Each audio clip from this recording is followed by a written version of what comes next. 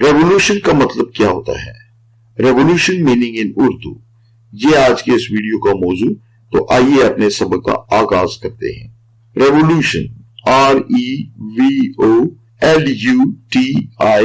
REVOLUTION, revolution. Revolution का लफ्जी मतलब है इनकलाब या बगावत। जैसे the internet revolution change the way people lived and worked. Internet के इनकलाब ने लोगों के रहने और काम करने का तरीकाकार बदल दिया। The citizens started a revolution to fight for their freedom. शहरियों ने अपनी आजादी की जंग लड़ने के लिए बगावत शुरू कर दी। फ्रीडम कहते हैं आजादी को।